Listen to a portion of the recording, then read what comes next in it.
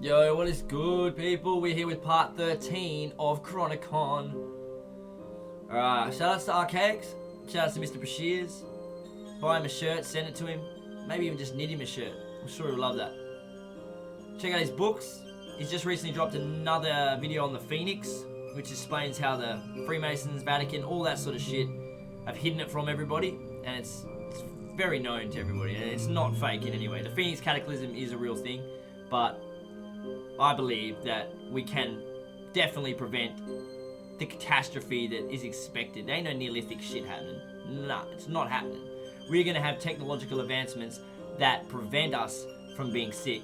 Things that don't make us crook. Things that don't fuck us up. You know what I mean? Like, the whole system we're in now is meant to just put us in arrested development, basically. But we're going to step out of that and we're going to live our dreams. I promise that. Okay, in the background we've got Final Fantasy VII cranking. Think about FF7, it's an extremely good game. It also represents reality, basically. Anyone who knows Sephiroth, Cloud, the Meteor, Holy, all that sort of stuff, it's very much in tune with the real world.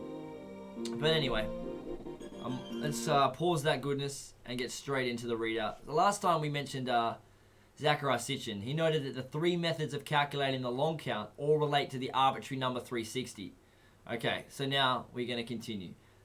Despite this revelation, the Sumerian scholar calculated the Mayan calendar under the corrupted 365.25 year, and he is not alone.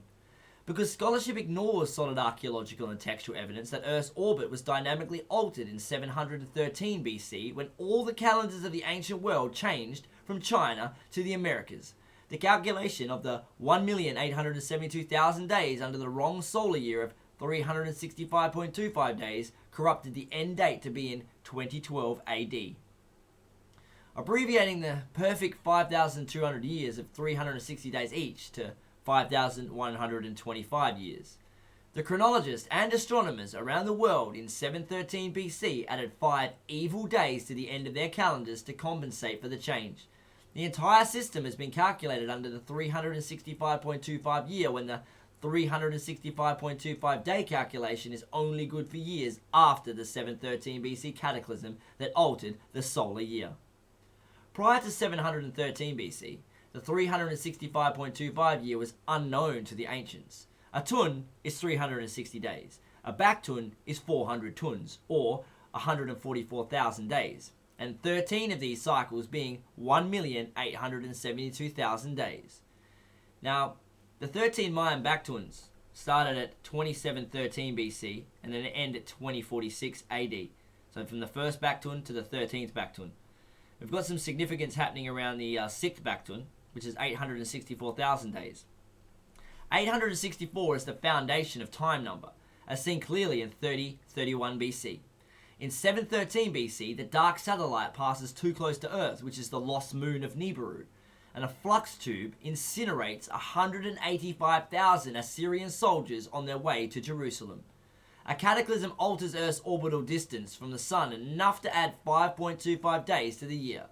The Baktuns were 400 years, but now they are 394.5 years due to the lengthening of the time it takes Earth to get around the Sun. See 713 BC for details. There was some more significance happening in 864 AD, which is the 10th Baktun, or 144,000 days. The synchronization of 864 Anno Domini calendar is another piece of evidence that the calendars of the world, though often unrelated, were instituted by intelligent design. Some more significance in the 11th Baktun, which is 1,584,000 days. This is the Annus Mundi year, 5152, which reflects the exterior angle of the Great Pyramid at 5152 degrees, formerly found in the perfect white limestone casing blocks that numbered 144,000.